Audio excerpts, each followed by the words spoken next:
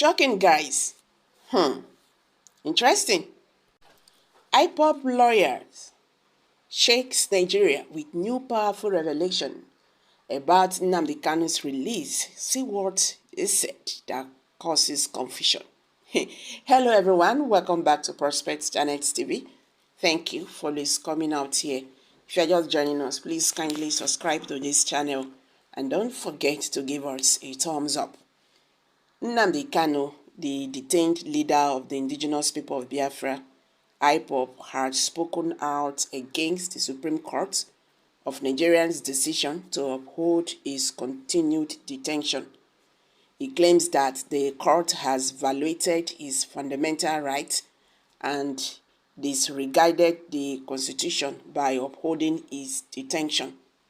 Despite the fact that it has previously declared his extraordinary rendition from Kenya, revocation of his bail by the Nigerian government, and the invasion of his home by security personnel as unlawful, Kanu's remarks shows his deep dissatisfaction with the court decision, which he believes was unjust.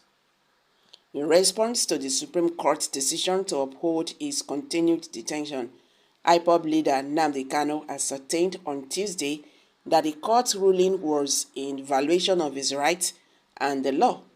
He cited the judgment of the Court of Appeal, which had discharged and acquitted him and ordered his release from the custody of the Department of State Service (DSS).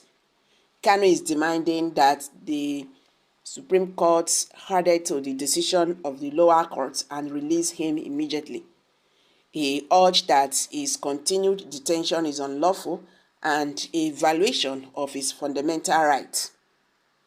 Sahara Reporters has reported that the Supreme Court of Nigeria has overturned the decision of the Court of Appeal to release Nnamdi Kanu from the custody of the Department of State Service (DSS), while the judgment was delivered by Justice Emmanuel Agim. It was written by Justice Garaba Lawal. In the judgment, the Supreme Court ruled that the Court of Appeal had no jurisdiction of discharge and acquit Kanu and ordered the trial court to continue with its case. This ruling effectively nullifies the Court of Appeal's decision to release the IPOB leader Nnamdi Kanu. While the Supreme Court acknowledged that the Nigerian government had acted unlawfully in renditioning Kanu from Kenya to Nigeria, it ruled that this did not deprive the court of its power to proceed with the trial. This implies that the court will move forward with the trial regardless of the unlawfulness of the Nigerian government's actions. So the court's ruling has sparked controversy, with some questioning whether it is fair to try someone who was unlawfully adopted and brought before the court. In response to the Supreme Court's ruling, Kanu's legal team, led by Barrister Ifeanyi Ejiofor, visited him and informed him of the verdict. Kanu expressed his reservations about the court's decision and questioned whether it had effectively repealed the constitutional provisions that were cited in support of his release. Kanu's lawyer said that the IPOB leader's reaction reflected his disappointment with the court's decision and that he remained determined to fight for his freedom. While accepting the Supreme Court's verdict, Kanu noted that his decisions are not infallible but are final because the Supreme Court is the highest court in the land. So as it is now, Nnamdi Kanu have, accepted the Supreme Court rulings that said he should go back, to the high courts for the trial to continue.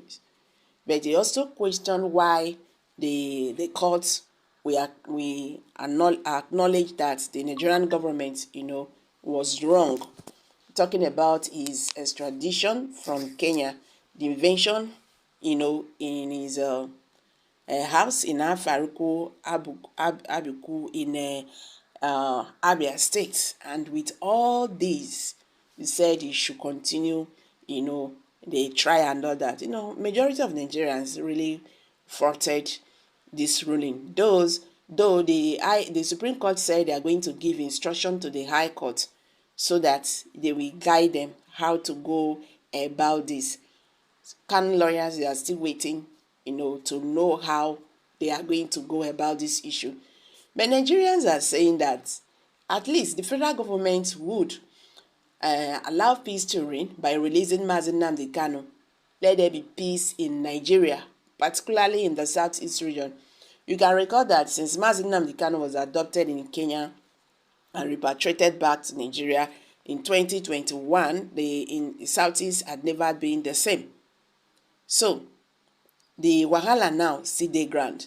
The truth remains that the Southeasterners are still seeing this as still being marginalized by the Nigerian government because the Ohaneze Ndigbo president, Emmanuel Iwanyangu, said it seems there is a conspiracy against Ndigbo and all that.